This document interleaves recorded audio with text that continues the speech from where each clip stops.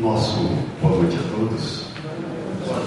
Queremos desde já agradecer os companheiros da URI pelo convite, pela oportunidade de podermos estar aqui junto com todos, trazermos um pouco do conhecimento da doutrina espírita. Nós vamos pedir auxílio ao companheiro para que repasse para nossos slides. Há uma grande lei que domina todo o universo, a lei do progresso. É em virtude dessa lei que o homem, criatura essencialmente imperfeita, deve, como tudo quanto existe em nosso globo, percorrer todas as fases que o separam da perfeição. Todos nós já estudamos, reestudamos várias vezes a lei do progresso. Compreendemos que o espírito passa por algumas fases. Iniciamos lá quando da criação, recebendo do nosso Pai Maior uma inteligência que conhecemos como instinto. Com o decorrer do tempo, nós vamos nos aprimorando, vamos nos tornando seres mais conscientes, desenvolvendo a nossa razão e, naturalmente, promovendo o nosso progresso intelectual, para que na sequência façamos um trabalho para desenvolvermos o tão sonhado progresso moral, pois bem sabemos, muito bem compreendemos, que somente este é que nos dará a felicidade tão sonhada, tão aguardada, tão esperada por todos nós. Bom, compreendendo, e vai nos dizer muito claramente os espíritos de Allan Kardec, que para desenvolvermos a nossa moral é de fundamental importância no nosso progresso intelectual. Todos nós temos que ter uma certeza de que o progresso, ele é obrigatório. Nós podemos permanecer estacionados por algum tempo, mas mais cedo ou mais tarde seremos impulsionados novamente ao progresso, à caminhada em busca da nossa evolução intelectual. Porém, para nós que somos espíritos que desejamos tanto a felicidade, seria muito mais interessante se essa nossa caminhada, se essa nossa trajetória fosse um tanto mais rápida, não é verdade? Nós sabemos, nós compreendemos tudo isso. Precisamos evoluir intelectualmente, precisamos evoluir moralmente. Mas o que eu gostaria de trazer essa noite não é uma explicação pura e simplesmente da lei do progresso, que nós já compreendemos, sabemos que ela existe, todos nós temos que progredir. Mas como progredir? Não só queremos trazer uma proposta intelectual, uma definição sobre a questão das leis, da lei do progresso, mas também oferecer algumas ferramentas que nos ajudem, que promovam para nós o progresso. Primeiro, tentando entender um pouco como é o funcionamento do espírito, o funcionamento da alma, no que tange a busca do progresso. E depois, é lógico, deixar alguns métodos para que consigamos nos desenvolvermos ao longo dessa nossa caminhada, dessa nossa trajetória terrena. Bom, quando ele vai nos dizer que nós temos que percorrer todas essas fases que nos separam da perfeição, essas fases nada mais, nada menos do que o progresso que nós vamos promovendo ao longo das oportunidades da reencarnação.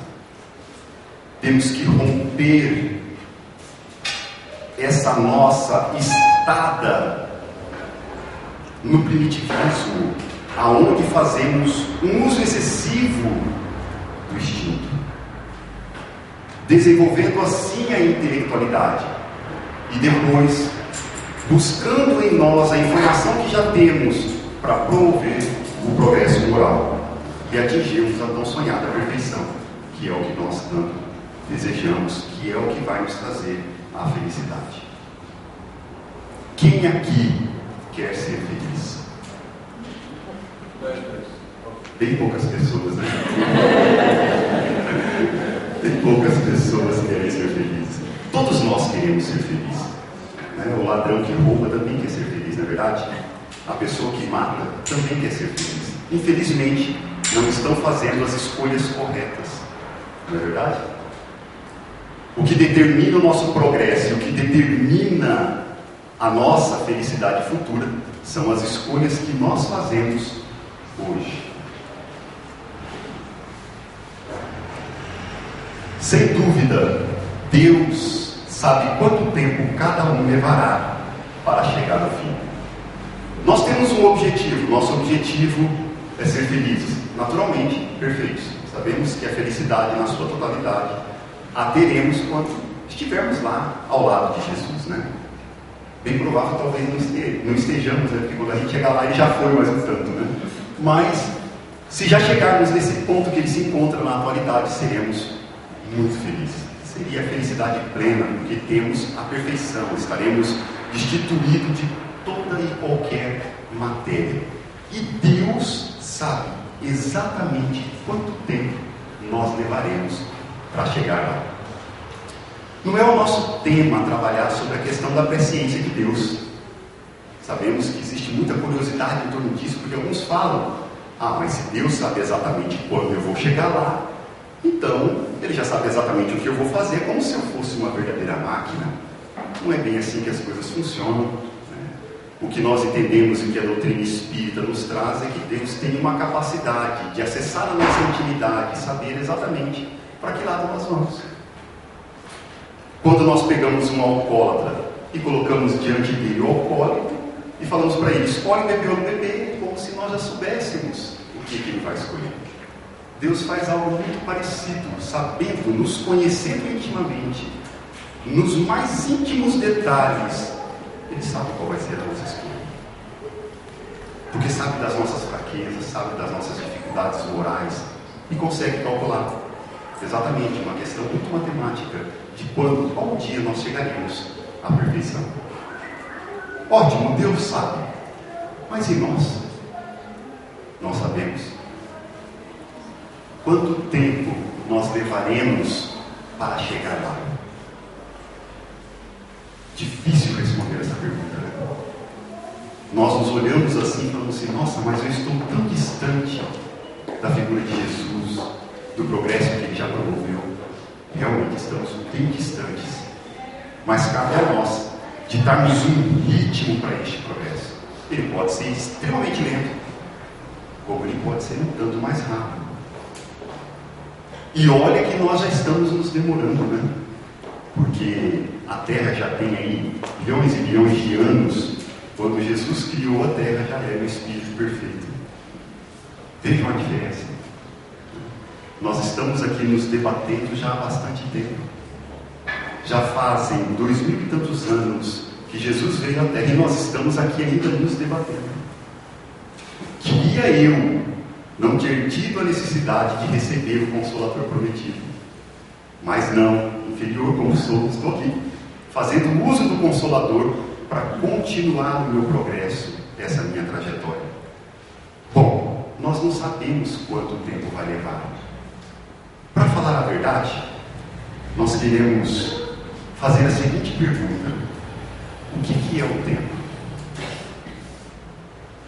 Pode responder? Pode responder. O que é o tempo? O tempo é uma medida relativa de acordo com a gravitação dos astros. Uma resposta bem científica, né? E realmente o tempo, ele é uma medida, né? Nós usamos o tempo para nos direcionarmos, para sabermos onde nós devemos estar, em que momento nós devemos estar, se é dia, se é noite, enfim, é uma unidade de medida. Mas será que o tempo, a sua maior importância, está nessa definição? O que realmente é o tempo? Há alguns que dizem que tempo é dinheiro, não é verdade? Né? Nós encontramos inúmeras definições para o tempo. Mas, quando foi indagado Santo Agostinho, ele respondeu o seguinte: certamente nós o entendemos suficientemente bem quando falamos nele. O que é então o tempo? Se ninguém me pergunta, eu sei. Mas se eu desejo explicá-lo a alguém, simplesmente não sei. É muito difícil explicar o tempo, né? Talvez nós até carreguemos algo dentro de nossas almas acerca dessa questão do tempo, mas quando alguém pede para mim, explica, nós travamos, né? Como eu vou explicar? Pois não. Falei que é relativo. Isso. É relativo à gravitação dos astros, porque é relativo mesmo. Sim. É uma ilusão. O tempo é realmente relativo. O tempo é uma ilusão. Quando nós estudamos a doutrina espírita, nós vamos perceber, né, que o tempo ele só existe quando nós estamos na matéria. Quando nós somos abstraídos da matéria, o tempo ele deixa de ser contado. Para o espírito não há tempo. Não faria sentido para o espírito haver tempo, porque o espírito é imortal. Nem espaço. O espírito, ele vai viver eternamente. Por que contar o tempo deste espírito, dessa pessoa, desta alma? Então, uma vez abstraído da matéria, nós não estamos mais sujeitos ao efeito do tempo. Quem está sujeito ao efeito do tempo é o corpo. Mas nós gostaríamos de trazer uma definição que nós encontramos sobre essa questão do tempo, que para nós, para mim em particular, para o meu desejo de espírito imperfeito que quer progredir, parece que faz mais sentido. Nós vamos encontrar a seguinte definição: de que tempo é vida.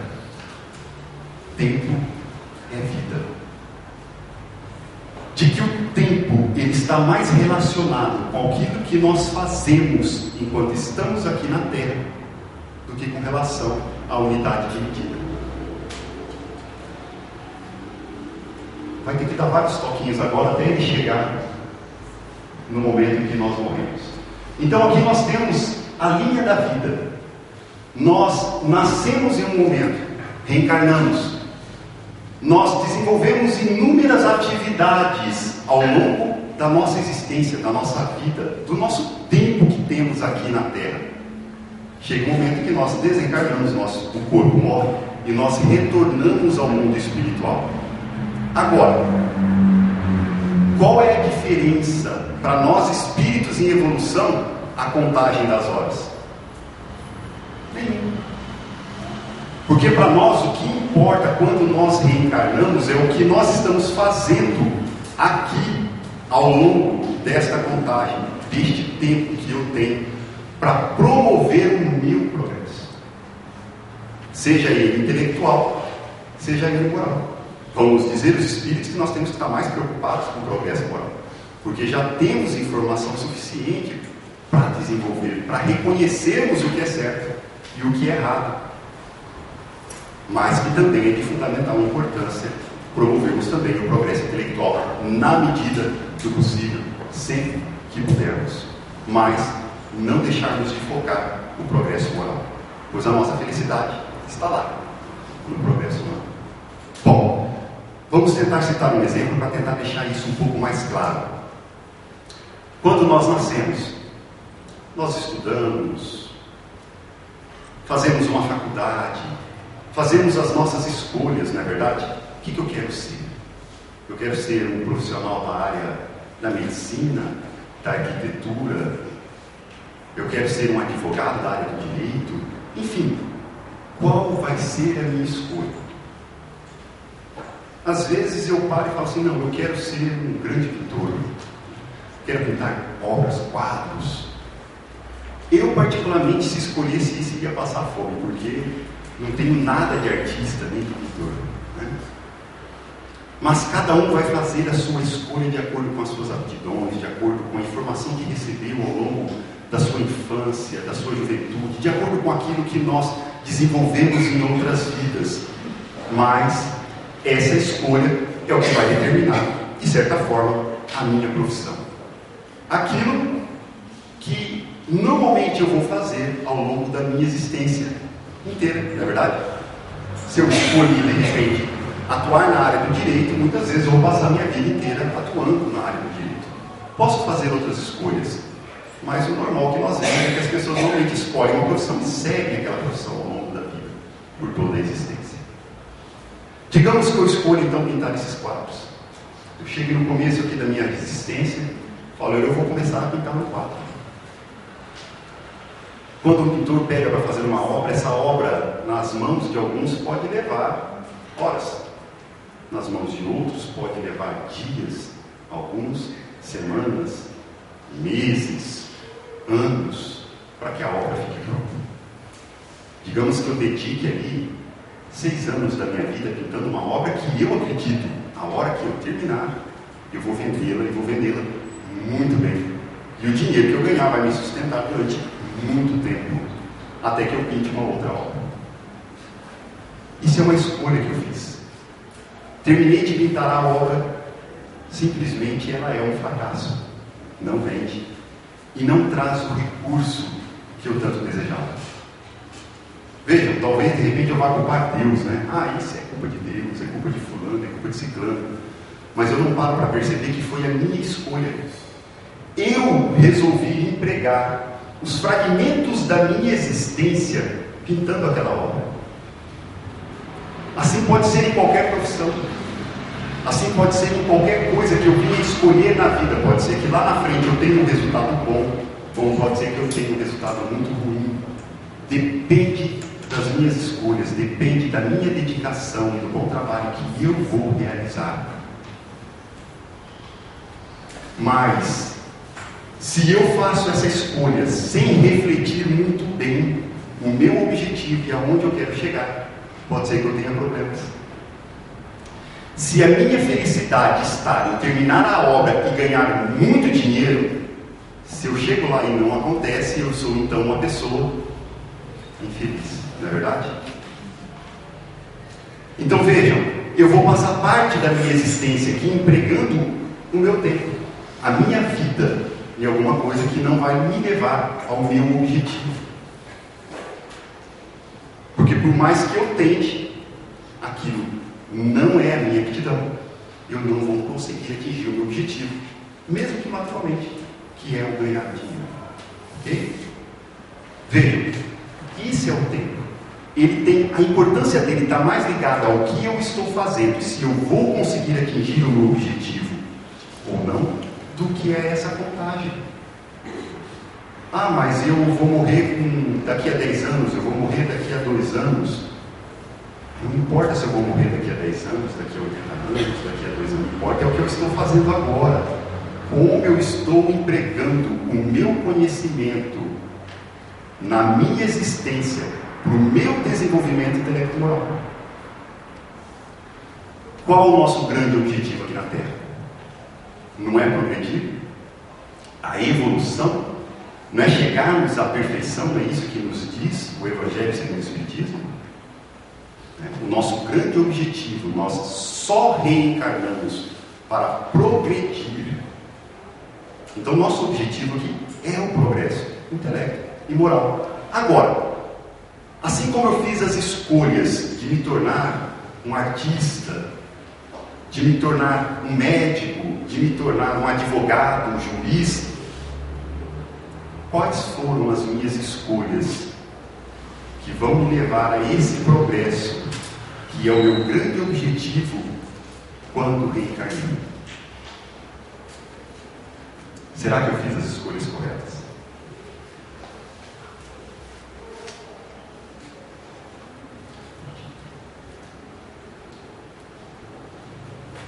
Mas como todo progresso deve resultar de esforço tentado para o realizar, não haveria nenhum mérito se o homem não tivesse a liberdade de tomar este ou aquele caminho.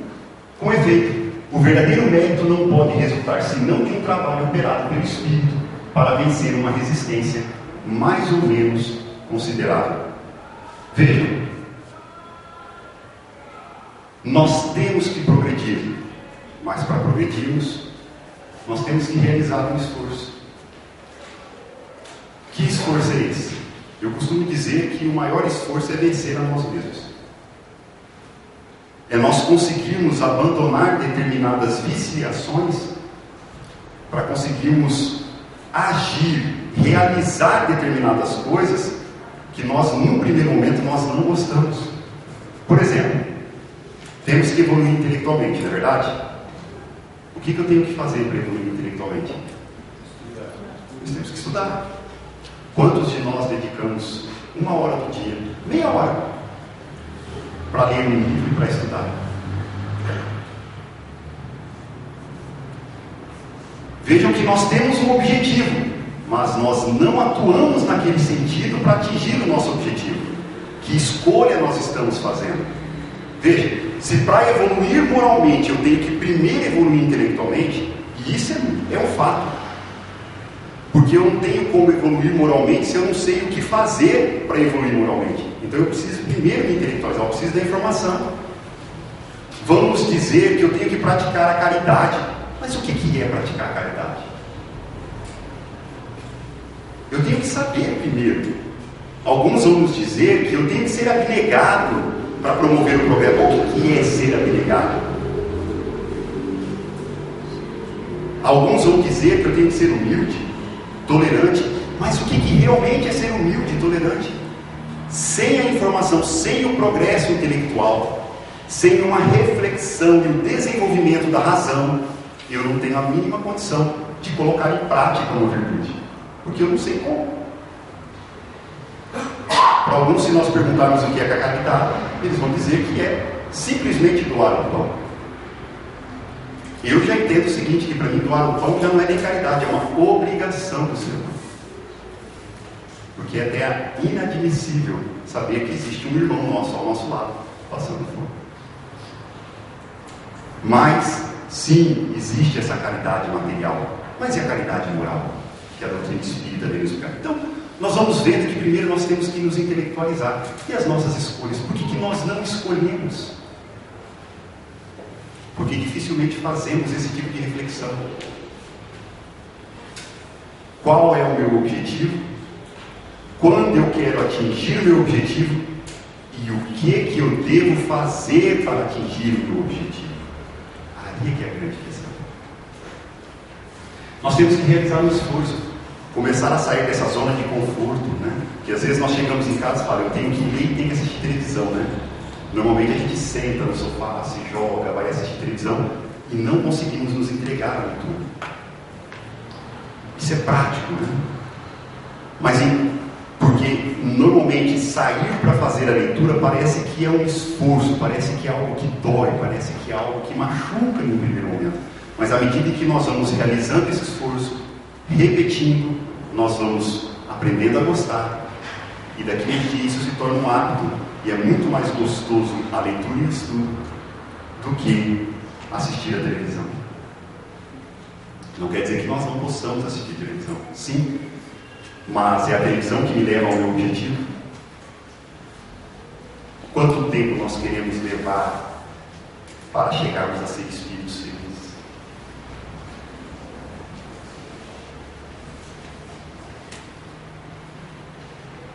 Não haveria nenhum mérito se o homem não tivesse a liberdade. Somos livres para fazer as escolhas.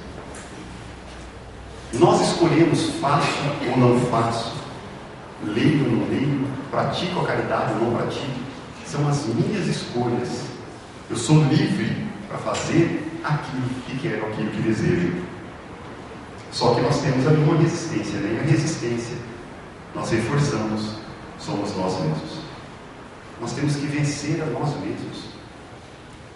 Nós é que atrapalhamos o nosso progresso.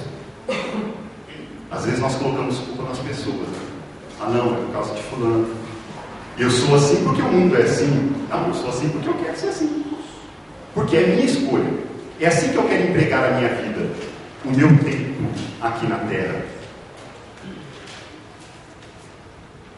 Eu acredito que de repente sendo corrupto, cedendo a pequenos atos de corrupção, eu vou ser mais feliz. Foi uma escolha. Ah, mas todo mundo faz isso. Qual é o problema? O problema é que eu continuo aqui imperfeito com todo mundo. O que eu quero? Onde eu desejo chegar? Eu não posso viver com as escolhas do próximo, eu tenho que viver de acordo com as minhas escolhas, de acordo com aquilo que eu quero.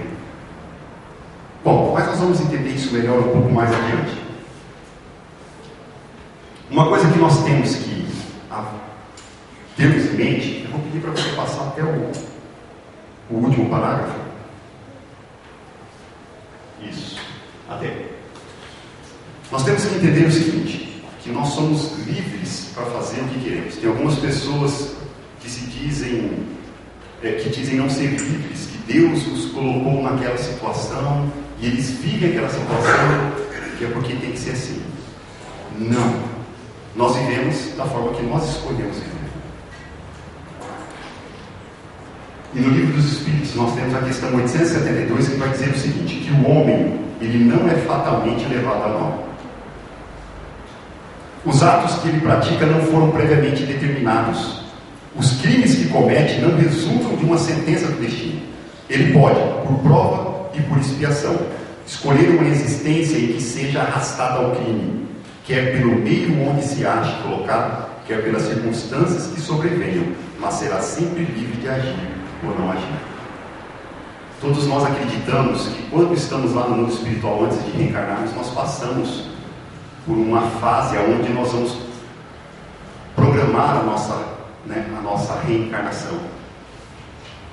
Algumas coisas que vão acontecer. Olha, lá você vai reencontrar fulano, lá você vai desenvolver determinadas atividades, você vai sofrer a aprovação da riqueza, ou da pobreza, da beleza, ou não, enfim.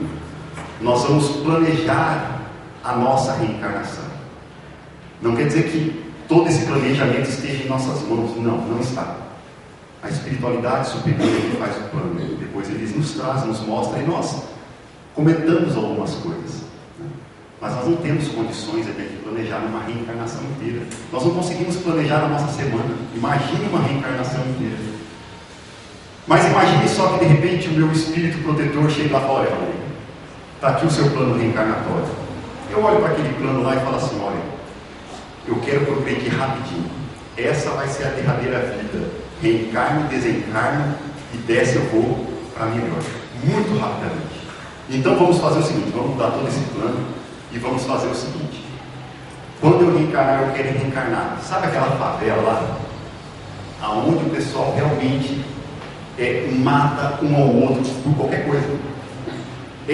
Sabe aquela família lá onde o pai é traficante, assassino, a mãe prostituta, tem a AIDS? Eu vou nascer lá. Já vou nascer com AIDS, porque minha mãe tem. E na hora que eu nascer, o meu pai vai ser daqueles que quando eu tiver com 2, 3 anos de idade, ele já vai botar uma arma na minha mãe e falar, se mexeu contigo, pode matar. Alguns dizem assim, não tem chance nenhuma, né? Vamos nos colocar no lugar desse ser, né?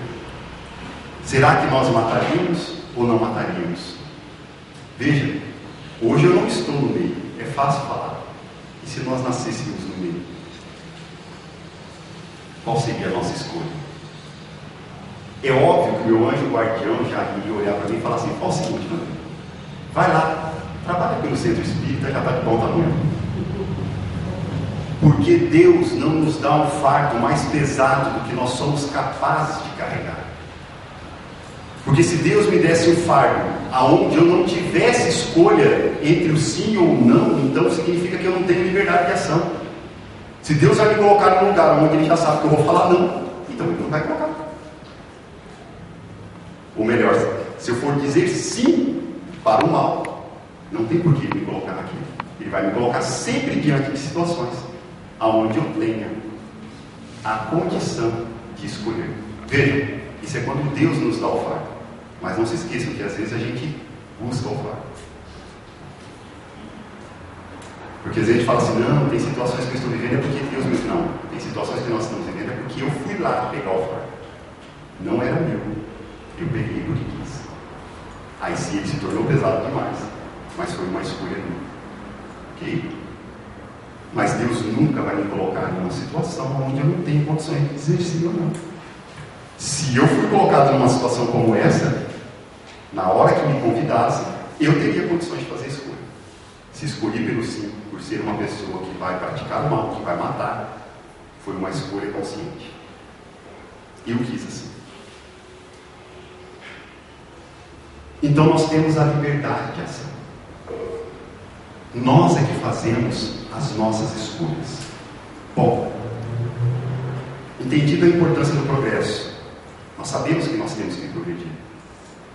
Nós sabemos que o progresso se dá tanto intelectualmente quanto moralmente, e que dependemos do intelectual para que o moral ocorra. Sabemos que quanto mais nós nos esforçarmos, mais rapidamente nós atingiremos o nosso objetivo, mas que vai depender das escolhas que nós fizermos ao longo da vida. Atingirmos ou não o nosso objetivo, fazermos o nosso quadro que vai nos trazer milhões, ou fazermos o nosso quadro que não vai nos trazer nada. Fazer o nosso quadro que vai nos trazer a felicidade do Espírito perfeito, ou fazer um quadro que não vai nos trazer absolutamente nada. Como eu estou utilizando os fragmentos da minha existência? Como eu estou aplicando esse tempo, essa vida que Deus me concedeu unicamente para o progresso? O resto é invenção da nossa cabeça, porque eu só estou aqui para progredir. Agora, nós queremos trazer uma teoria que é conhecida como a teoria da decisão, já entrando um pouco na questão mais prática de como que nós vamos fazer para progredir, porque até agora foi informação, temos que progredir, tá? Mas como? O que eu tenho que fazer para progredir? Eu sou muito de estudar as coisas e intelectualmente falar assim, mas como que eu coloco isso em prática? Como que eu faço para realizar isso? Porque colocar algo somente no pensamento e não conseguir perceber uma forma de colocar em prática, em ação, é uma informação, não é perdida porque ela faz parte, mas é uma informação que ela fica morta. Então toda a informação que nós recebemos, nós temos que começar a fazer aquilo que nós conhecemos na área da educação como o desenvolvimento cognitivo, né? Reflexão. Como que eu faço para colocar isso em prática? Eu já começo a imaginar eu em casa. Como que eu faço para usar essa informação? Tudo isso que está falando sobre o progresso, como que eu faço lá para progredir? Então nós vamos trazer aqui uma ideia acerca de como nós devemos fazer para promover o nosso progresso intelecto e moral. Ok? Bom, a teoria da decisão no sistema 1 vai dizer o seguinte, que toda ação ou reação, ela depende sempre de um estímulo. Nós nunca agimos ou reagimos sem sermos estimulados. Ninguém come sem ter fome, a não ser que a pessoa tenha algum distúrbio, algum problema. Aí pode ser que de repente, mas veja, mesmo assim ela está sendo estimulada, porque o distúrbio dela ou está estimulando a todo momento a comer. Nós temos que ser estimulados para podermos agir ou reagir. Por exemplo, se de repente eu sinto o cheiro de uma refeição, de um alimento qualquer, uma pizza, uma carne, aquilo me estimula, né? Eu sinto vontade de comer, eu sinto vontade de procurar o local onde está para comer aquela refeição. Se de repente eu vejo uma pessoa sofrendo, passando fome, aquela visão que eu tenho me estimula de alguma forma a ajudá-la. Então, nós vivemos de estímulos aqui na Terra. E a forma de nós percebermos esses estímulos é através dos nossos sentidos, nossos 5 sentidos básicos. Nós percebemos o mundo que está fora de nós, através dos 5 sentidos. E essa informação que vai para dentro da alma nos estimula a uma ação ou uma reação. Qual o grande problema? O grande problema é que se esse estímulo ele estiver associado a um condicionamento, nós sempre vamos ter uma reação. E a reação nem sempre é boa. O que nós queremos dizer com isso? Eu vou tentar citar um exemplo de uma ação que nós temos no nosso dia a dia, estimulada, associada a um condicionamento. Quando nós estamos andando de carro, em uma via, nós estamos nos aproximando de um sinaleiro. Nós vemos que está nas últimas 2 bolinhas, aqueles sinaleiros, né, que vai fechando aos poucos. Qual que é a nossa reação? Acelerar, não é verdade? Isso é uma reação, nós estamos condicionados. Eu vejo 2 bolinhas verdes, eu piso no acelerador. Essa reação pode ser boa como pode ser ruim, ou seja, pode ser que dê certo como pode ser que dê errado, porque o cara do lado de lá também vê as 2 últimas vermelhinhas e fala, já vou. O que acontece? Nós já sabemos, um acidente. Pode ser que de repente o de lá já não tenha mais esse condicionamento, ele fique parado, então eu no meu condicionamento vou passar e nada vai acontecer. No trânsito, quer ver um outro exemplo? Estou andando com o meu carro, um movimento muito intenso, nas 2 filas, abre um certo espaço entre o meu carro e o carro da frente, um cara tenta entrar. Qual que é o nosso condicionamento? Acelerar para não deixar o cara entrar. Nós sorrimos porque nós sabemos que isso é verdade, né? Mas por que nós estamos condicionados a isso? Porque nós sempre queremos levar vantagem em tudo que nós fazemos. Nós queremos ser o primeiro, nós queremos estar na frente, nós queremos chegar mais rápido no trabalho, porque como se chegar mais rápido no trabalho nós vamos ganhar mais dinheiro, né? E a gente às vezes fala assim, olha, eu vou correr para o trabalho, eu vou chegar 2 minutos antes, porque é o que a gente às vezes consegue chegar, porque o trânsito é intenso, chego 2 minutos antes, como se 2 minutos desse tempo para fazer uma coisa. Eu não sei vocês, mas eu trabalho 8 horas por dia, e quando eu termino o dia, eu falo, se o dia fosse de 48, eu não terminaria tudo o que eu tenho para fazer. Então 2 minutos não faz nenhuma diferença. Se nós chegarmos 1 hora atrasado no trabalho, vou dizer uma coisa, por mais que a gente trabalhe, mesmo assim, já ia ficar muita coisa atrasada, porque nos dias de hoje é isso que acontece. Nós temos tarefa para os próximos 3, 4 anos. E a gente vive nessa aceleração, porque nós queremos ganhar alguma coisa, nós queremos ter vantagem de alguma forma. E não refletimos as nossas ações. Então veja, eu tenho um estímulo, esse estímulo está condicionado e tem uma reação, é uma coisa meio que automática, eu nem paro para refletir no que eu estou fazendo. O próprio corpo, quando estimulado, tem determinadas reações. Nós participamos, certa vez, de um curso que trabalhava uma temática muito parecida dessa questão do condicionamento. E o palestrante, nós estávamos num salão, nós ficaríamos a manhã inteira e no fundo, assim, bem no salão, eles estavam fazendo churrasco. E aquele cheiro, né, invadindo o salão, meio-dia, desde as 8 horas, sem comer nada, e aquele cheiro.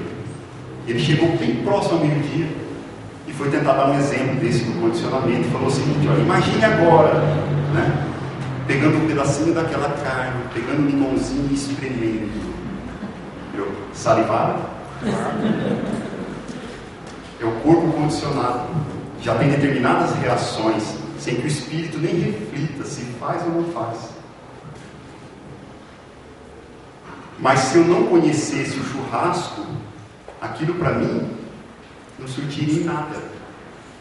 Não teria como o meu corpo reagir se eu não gosto de carne. Para aquele que não gosta de carne, isso não reflete nada. Isso é um condicionamento meu, de algumas pessoas não é. Esse condicionamento pode ser bom, como pode ser ruim. Na dúvida, o que nós aconselhamos é o seguinte: vamos abandonar essa ideia de agir, ou melhor, reagir, né, por conta dos estímulos condicionados. Somos espíritos que já progredimos bastante intelectualmente, já temos uma razão, já temos a capacidade de refletir as coisas. Então está na hora da gente abandonar o velho instinto, o velho condicionamento de ficar agindo automático. Se uma pessoa me agride a face, o que eu faço? Mostra outra, né? Mas não é isso que eu faço, eu vou agredir dele também, óbvio. Porque nós estamos condicionados a isso.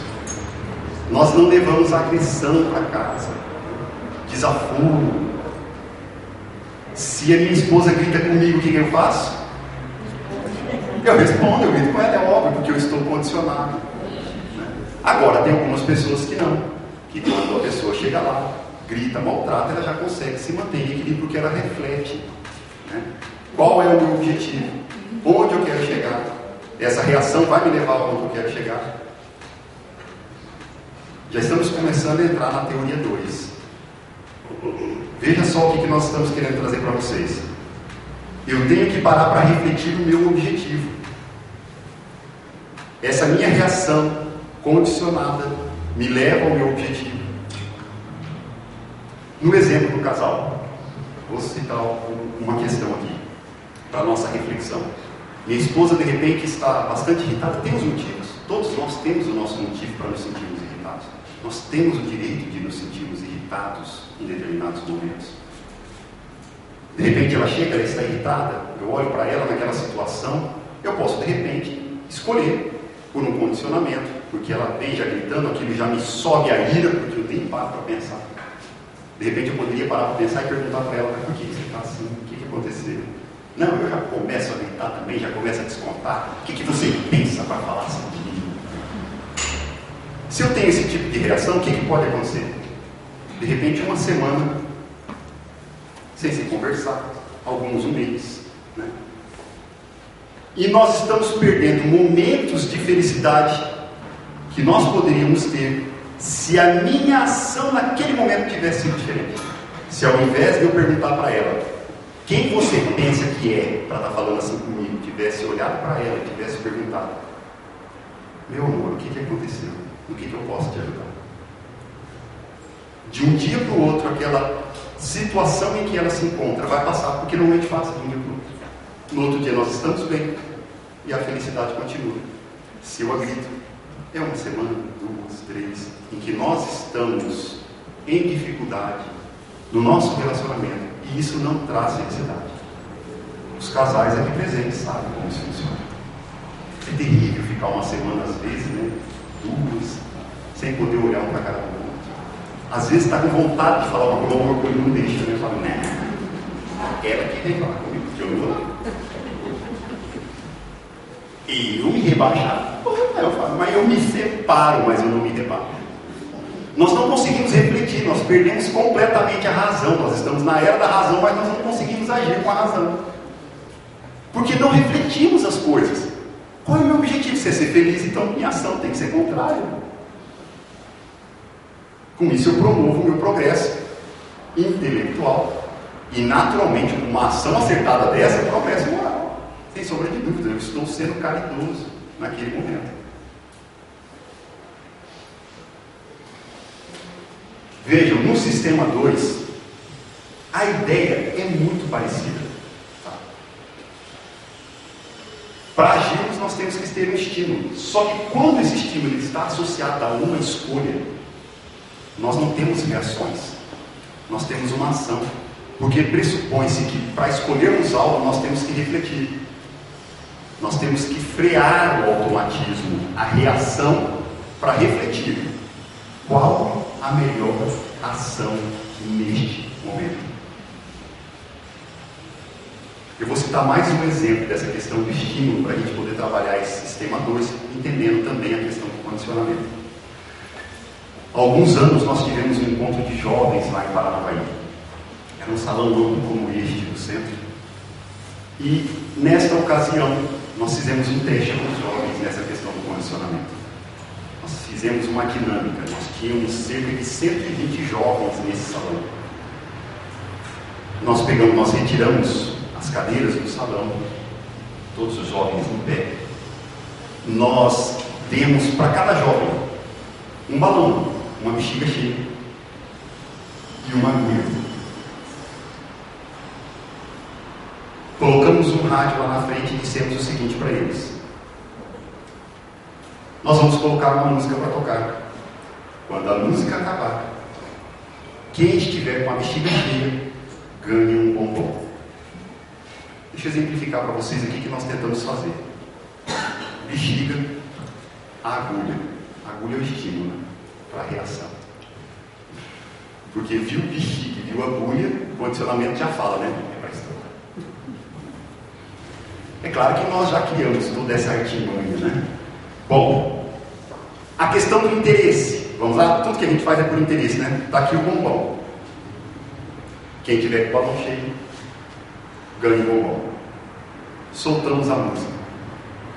Passou uns 5 minutos mais ou menos tocando a música.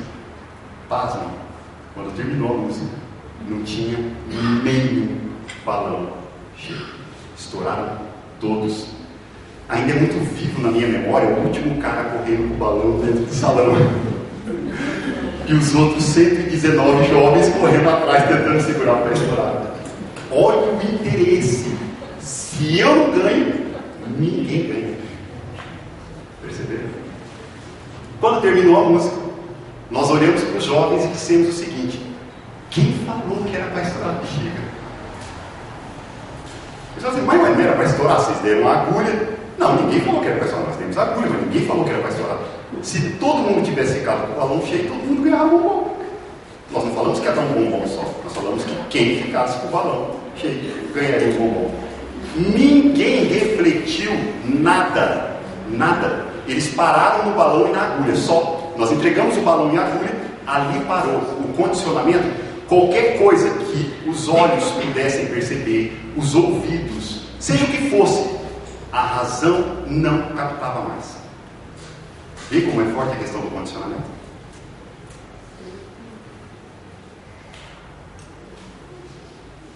Alguém poderia ter parado naquele momento lá, né? Alguém. Deixa eu parar para pensar nas escolhas. Por exemplo, olha, se eu não estourar o balão de ninguém,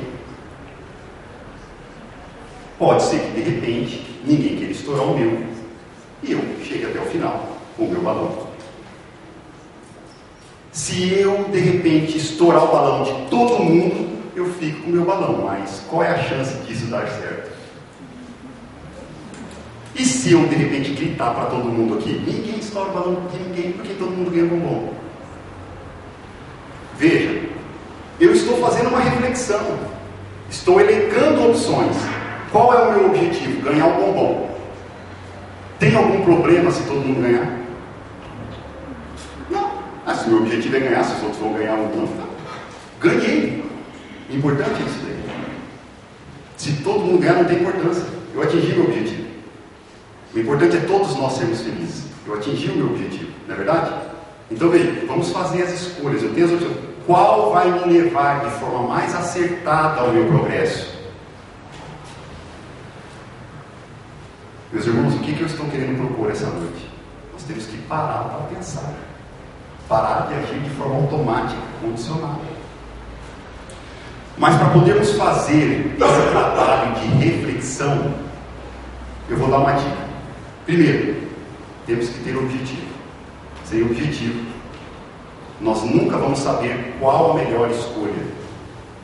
Porque quando eu tenho um objetivo, eu vou parar para refletir. Essa escolha, ela me leva ao meu objetivo?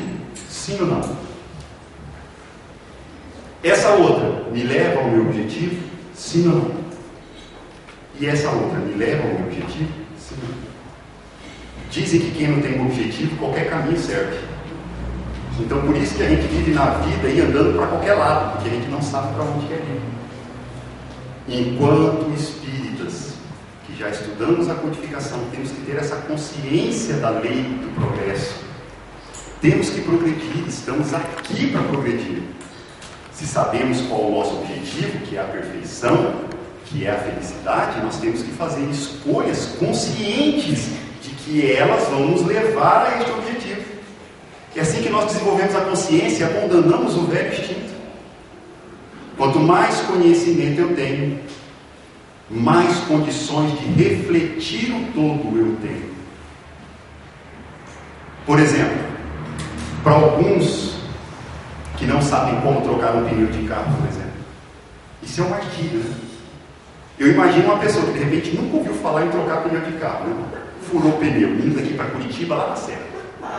E é de madrugada, não está passando ninguém. Essa pessoa desce do carro, olha lá e fala: e agora? Que tipo de reflexão ela vai fazer? Ela vai olhar para o pneu e vai continuar olhando, porque ela não vai conseguir refletir nada. Não tem informação para refletir. Eu ouvi um dia que existe um tal de macaco. Tá, mas o que é o macaco? Onde que está? O que eu faço com ele? Tem um tal de estepe. Agora, para quem já sabe, já conhece. O que eu tenho que fazer? Bom, ok, pega uma caixa, pega a step, tira, levanta, né? Coloca novamente e vamos tocar a viagem. Quanto mais informação eu tenho, mais facilidade eu tenho de refletir as coisas, os problemas que me acontecem. Isso é a questão do livre-arbítrio. Quanto mais conhecimento eu tenho, maior a minha liberdade de reflexão e de ação. O livre-arbítrio ele nunca é absoluto. O livre-arbítrio é relativo àquilo que nós somos. Alguns falam, não, mas eu tenho a liberdade de pensar tudo o que eu quiser, não é verdade? Ah, Andrei, é claro que nós temos, né? Eu tenho a liberdade de pensar tudo o que eu quiser. Tem? Ok. Alguém aqui é doutor em física quântica? Já estudou física quântica? Não? Ok, então posso fazer essa pergunta. Me faça uma reflexão sobre física quântica. Acabou a liberdade aqui, né? Veja, eu não tenho liberdade para pensar sobre física quântica, porque eu nunca estudei física quântica. Agora, se eu passo a estudar a física quântica, é natural que eu comece a ampliar a minha liberdade de pensamento e de ação. Não só posso pensar, como posso agir também nessa área da física quântica. Olha que coisa maravilhosa, que é o progresso intelectual. Quanto mais conhecimento, maior a liberdade. Quanto mais progresso moral, maior a minha liberdade no campo da felicidade. Hoje eu estou preso na terra, se um dia for com Jesus, eu posso ir para onde eu quiser. Olha que maravilha. Não é assim? É a liberdade do Espírito. Nós vamos ampliando essa nossa liberdade, que nunca será absoluta. Nunca. Nem mesmo Jesus tem liberdade absoluta. Porque ele não pode voltar a ser espírito imperfeito. Por mais que ele quisesse, ele não pode. Existe uma pergunta no livro dos Espíritos, né? Podem os espíritos retroagir? Não. Ponto. Não podem. Não é uma questão de escolha. Não podem. Então significa que a liberdade, o livre-arbítrio sempre será relativo. Uma vez espírito perfeito, eu não posso mais voltar. O que isso para nós é uma maravilha. Porque uma vez feliz, eu quero ser feliz para sempre. Porque quem iria querer voltar para cá? Nós nos distanciamos tanto dessa questão do mal que não tem como nós retornarmos novamente. A lei não nos permite. Ok? E tudo isso vai depender das nossas escolhas. Tudo isso vai depender das nossas escolhas. Então, primeiramente, eu tenho que ter objetivos. Ok? Objetivos. Sem objetivos, eu não vou chegar a lugar algum.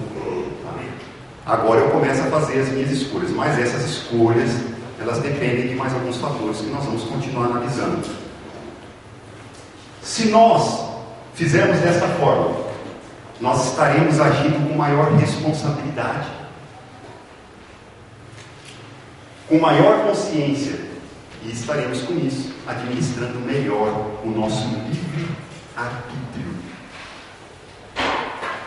Eu tenho liberdade, mas eu vou fazer somente aquilo que me leva ao meu objetivo. Okay? Se de repente eu estou diante de uma situação em que sou convidado a praticar a caridade, eu vou fazer as minhas escolhas. Faço ou não faço? Tem alguns que falam, eu vou fazer a caridade material, mas só para promover o meu nome. Né? Vejam, tudo bem, eu fiz a caridade, mas isso me levou aonde eu queria. Porque tudo bem, ele fez, ele deu um pouco. Mas esse tipo de caridade me leva aonde eu quero. Porque a verdadeira caridade ela tem que ser em total desinteresse. Né? Não pode haver nenhum interesse por trás. Mesmo material. Houve um interesse, eu não consigo atingir o meu objetivo. Bom, qual que é o grande problema nessa questão do condicionamento?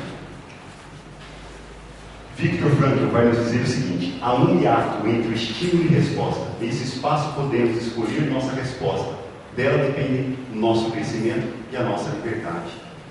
O hiato é aquela pequena pausa que nós damos quando fazemos a separação das sílabas, né?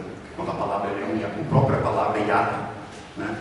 Quando nós vamos fazer a separação dela, nós damos uma pequena pausa, e isso é o que considera a palavra como hiato. Hiato. Essa pequena pausa, veja, frações de segundos, é o tempo que nós temos para frear o nosso condicionamento. Essas reações, elas são muito rápidas. Quando a gente veja a vez. Imaginemos Jesus, né, diante do soldado que lhe agride a face, né? Jesus, ele deve ter chegado lá e feito uma reflexão, né? Se eu agredi ele, eu estou fazendo algo errado, não vou promover o meu progresso. É óbvio que Jesus não fez reflexão nenhuma. Ele já tem esse progresso. Nele já é a intuição. Coisa. Agora nós podemos falar de uma questão automática, né? Boa. Jesus é frações de segundo, ele já sabe o que fazer, como agir e que vai atingir realmente os objetivos a que ele se propõe. Mas nós temos que fazer esse esforço, né? Na hora que ele me agrediu a face, eu vou parar, contar até 10. 1, 2, 3. Deixa passar, deixa passar, deixa passar. Passou um pouquinho agora, eu vou refletir. O que eu devo fazer neste momento? Lembra do esforço que nós falamos lá atrás? Para vencer a resistência? Eu sou a resistência, agora está o esforço. Eu tenho que fazer esse esforço. Freia, para, não agride, não repita. Não acelera para passar pelo ensinamento. Para. E se eu vou repetindo, na área da psicologia, eles vão dizer o seguinte, que conforme a gente vai repetindo, eles vão falar do cérebro, né? Mas nós vamos falar do espírito, do próprio espírito, que isso não faz mais sentido acontecer dessa forma. Eu não quero mais que seja dessa forma, e nós vamos abandonando esse condicionamento e vamos agindo de forma mais consciente. Amigos, eu digo para vocês, pelo menos na casa do sinaleiro, para mim já resolveu. Às vezes os companheiros falam assim, acelera. Eu falo assim, não, calma. Mas rapaz, dá para você passar, ainda estava aberto. Não tem pressa não, vamos frear. Pelo menos na questão do sinaleiro já foi. Mas tem muita coisa ainda para mim vencer. Mas funciona. Funciona porque agora eu paro para pensar no problema que eu poderia causar. De repente passar naquele sinal, ao invés de eu ganhar 2 minutos, eu vou perder horas. Porque de repente posso atropelar uma pessoa. Posso me complicar, posso complicar a minha existência por conta disso. Pode ter um acidente qualquer que pode atrasar muito mais ainda a minha chegada ao trabalho. Se eu refletir de forma mais consciente, conseguir parar, e tem que ter essa repetição, até que um dia eu já vá agir de forma mais consciente, sem que aquilo me perturbe a alma. Eu falo perturbar a alma porque para aquele que está condicionado a fazer isso, não fazer é uma perturbação. No primeiro momento é uma perturbação. É o mesmo que tirar o álcool do alcoólatra, o cigarro daquele que fuma. Não tem diferença. Chega para a pessoa que fala mal do outro e fala para ela, não fale mais mal dos outros. Ela passa mal. Ela fala mal de você. Daí vai falar mal de mim daí para frente. Veja, nós passamos mal. Porque nós não conseguimos abandonar. Fechar a boca, não falar mal do próximo, me faz mal. Porque eu estou condicionado, eu quero, aquilo me alimenta a alma, aquilo me dá prazer. É engraçado falar isso, mas para a pessoa dá prazer. Porque se não desse, ela não fazia. Algum tipo de sensação ela tem que deve ser bom. Talvez seja a forma de resolver determinados problemas para que ela sempre saia na vantagem, né? De repente eu não consigo ser maior, mas se eu diminuir a pessoa, então eu me sinto maior. Então quer dizer, aquilo traz um prazer. Eu sou, né, entre aspas, não é nada, mas se acha que é, e aquilo traz uma satisfação, mesmo que momentânea, mas está desenvolvendo um vício que lá na frente vai ter que se libertar. E no momento de se libertar, isso vai ser muito difícil. Porque agora vai começar a frear neste pequeno espaço de tempo que é o hiato, que é muito rápido. O estímulo acontece muito rápido. E nós reagimos. Mas o convite agora, eu falei de uma questão prática. Vamos parar para refletir antes de agir. Mas Andrei, para tudo que acontecer, tem muitas coisas que nós já vamos de forma correta. Mas tem coisas que sempre nos traz uma certa incerteza. Quando eu perceber que é um condicionamento, né, que foi criado por uma vantagem, parem para refletir. Olha, eu estou querendo isso porque eu quero chegar mais rápido. Estou querendo isso. Parem para refletir. Assinar contrato às pressas só dá problema. Então a gente tem que parar, refletir, tem que ler com tranquilidade. Não, mas eu não tenho tempo, se eu não fechar esse negócio agora, eu vou perder muito dinheiro, pode ser que feche, perca muito dinheiro ainda, ou se envolva em um problema muito maior também. Então vejam, temos que ter tempo para refletir. Temos que ter tempo para refletir. É a reflexão que promove o progresso intelectual e o progresso moral. Mas continuando lá. Algumas pessoas, elas acreditam no seguinte, que nós administramos o tempo, né? Até ainda que existem os cursos de administração do tempo, né? Olha, eu vou fazer um curso de administração do tempo. Mas eu sou forçado a dizer o seguinte, que nós não temos como administrar o tempo. O tempo ele existe, ponto, acabou. Você não tem como mudar ele. Ou alguém chega às 6 horas e volta às 5 horas. Então nós costumamos a dizer o seguinte, que administrar o tempo é agir mais e reagir menos. Não se administra o tempo, mas apenas as escolhas conscientes. Não administramos o tempo, mas as escolhas nossas, é o que eu quero fazer agora. É isso que eu administro. Mas para poder administrar as coisas, aqui é só um exemplo para a gente perceber no texto essa questão do condicionamento, porque os espíritos eles vão falar, tá? Só para a gente fechar a ideia. Obstinam em ficar surdos às advertências que lhes chegam de todos os lados, preferindo gastar em prazeres enganadores efêmeros uma vida que lhes fora concedida para o progresso de seu espírito. Nós temos um objetivo, que é o progresso, mas por conta dos prazeres, dos nossos interesses, nós nos mantemos surdos e vivemos sempre reagindo, condicionados a esse apego à matéria que nós, é óbvio, né? Cultivamos com tanto carinho por tantos e tantos anos, né? E agora temos que fazer um trabalho diferente. Muito cuidado com tudo aquilo que existe de prazer na vida, que mexe com os nossos interesses, porque ele nos tira do caminho do progresso. Muito cuidado. Nós corremos um sério risco. Quando alguma coisa está muito ligada à matéria e ao crescimento e aos nossos interesses materiais, reflitam bem se é o melhor caminho e a melhor atitude. Não quer dizer que nós não podemos ganhar mais dinheiro, mas nós temos que saber muito bem como empregar este dinheiro, para que não façamos mau uso dele e venhamos a criar um problema muito maior do que já temos. Não se poderia afirmar sem blasfêmia que Deus tenha querido a infelicidade de suas criaturas, já que os infelizes espiam sempre, tanto numa vida anterior mal empregada, quanto por sua recusa em seguir o bom caminho, quando ele lhe era claramente indicado. Deus nunca nos abandonou, sempre nos indicou o caminho. O Espiritismo não está aqui falando para vocês. Temos que ter um objetivo, temos que agir de forma mais consciente, administrar melhor o nosso livre-arbítrio, é necessário progresso intelectual e moral, é claramente indicado. Por que nós não fazemos?